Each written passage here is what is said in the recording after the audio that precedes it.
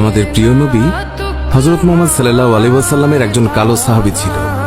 সকল সাহাবীদের মধ্যে সেই সবচেয়ে বেশি কালো, কিন্তু নবীজির ভালোবাসায় যারা জীবন দিতে প্রস্তুত সেই সাহাবীও তাদের মধ্যে একজন। প্রিয় নবীও তাকে অনেক ভালোবাসতেন। একদিন সেই কালো সাহাবীকে নবীজি বললেন, তুমি সারাক্ষণ আমার সাথেই থাকো, তাই আমি তোমার কাছে কিছু কথা জানতে চাই।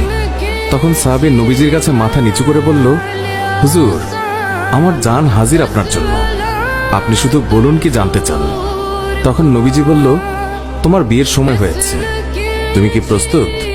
কালো সাহাবী মাথা নেড়ে বলল, হুজুর, আমি এত কালো, আমার কাছে কে মেয়ে দেবে?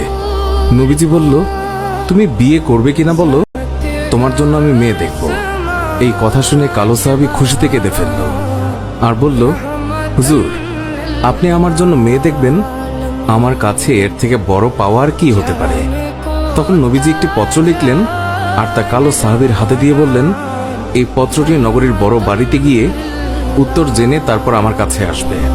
কিন্তু কালো সাহাবী জানে না এর ভেতরে কি লেখা ছিল। নবীজির কথা অনুযায়ী পত্রখানি নিয়ে নগরীর বড় বাড়ির মালিকের হাতে দিল। নবীজির কথা শুনে তাড়াতাড়ি পত্রটি খুলে ফেলল মালিক। তার মধ্যে লেখা আছে, আসসালামু আলাইকুম, আমি মুহাম্মদুর রাসূলুল্লাহ সাল্লাল্লাহু আলাইহি ওয়াসাল্লাম আপনার কাছে আমার কালো সাহাবীর জন্য আপনার মেয়ের বিয়ের প্রস্তাব করলাম। আশা করছি আপনি প্রস্তাব গ্রহণ করবেন এবং আপনার সুন্দরী মেয়ের সাথে আমার কালো সাহাবীর বিয়ে দেবেন। ইতি মুহাম্মদুর রাসূলুল্লাহ সাল্লাল্লাহু আলাইহি ওয়াসাল্লাম। বড় বাড়ির মালিক নবীজির কথা শুনে কেঁদে ফেলল। আমার একমাত্র মেয়ে, মদিনায় যাকে সবাই চেনে হুরে মদিনা বলে।